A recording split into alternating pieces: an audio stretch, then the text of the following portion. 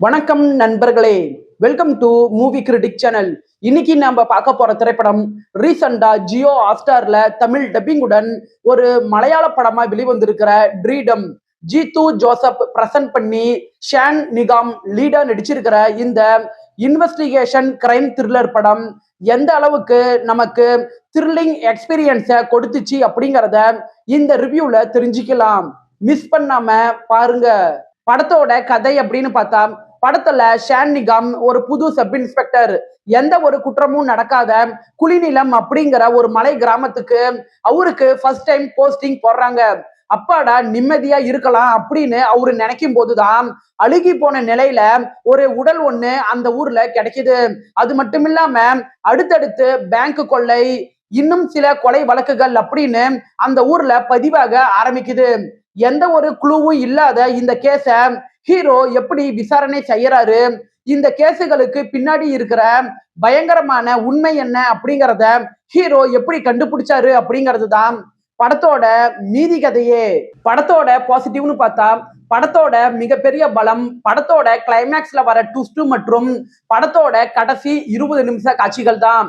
படத்தோட first half ரொம்பவே பொறுமையா மூவ் ஆனாலும் செகண்ட் ஹாஃப்குள்ள நீங்க வந்ததுக்கு அப்புறம் படத்துல வர ட்விஸ்டான காட்சிகளாகட்டும், இன்வெஸ்டிகேஷன் காட்சிகளாகட்டும், இதெல்லாம் நம்மள சீட்டின் நுனிக்கே நல்லாவே கொண்டுட்டு வருது. படத்துல திருஷ்யம் படத்தோட ரெஃபரன்ஸ் ஒரு சின்ன இடத்துல வரும். அது படத்துக்கு நல்லாவே கை கொடுத்துருக்குது. இந்த படத்துல ஷான் நிகாம் ஒரு இளம் போலீஸ் ஆபீசரா நல்லாவே நடிச்சிருக்கிறாரு.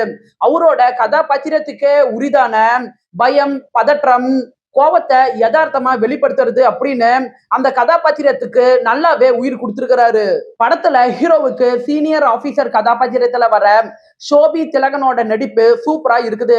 படத்தோட பின்னணி இசையும் கிளைமேக்ஸ்ல வர கேமரா ஒர்க்கும் படத்தோட விறுவிறுப்பை நல்லாவே அதிகப்படுத்தி காட்டுது.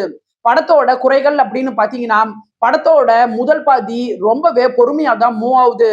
ஒரு கிரைம் த்ரில்லர் படத்துக்கு தேவையான வேகம் ஃபர்ஸ்ட் ஹாஃப்ல குறைவா தான் இருக்குது. படத்துல வர வசனங்கள் சாதாரணமாகவும் சில இடங்கள்ல நாடகத்தனமாகவும் இருக்கதான் செய்யுது. படத்துல வர சில ட்விஸ்ட நம்மளால முன்கூட்டியே கெஸ் பண்ண முடியும். ஓவராலா இந்த ட்ரீடம் படம் ஒரு டீசென்ட் வாட்ச் அப்படின்னு சொல்லலாம். 10க்கு 6.4 ரேட்டிங் கொடுக்கலாம். படத்துல அடல்ட் கண்டென்ட் அப்படின்ட்டுன்னு எதுவுமே கிடையாது. இந்த படம் தமிழ் டப்பிங்லயே இருக்கு. விருப்பப்படுறவங்க பாருங்க.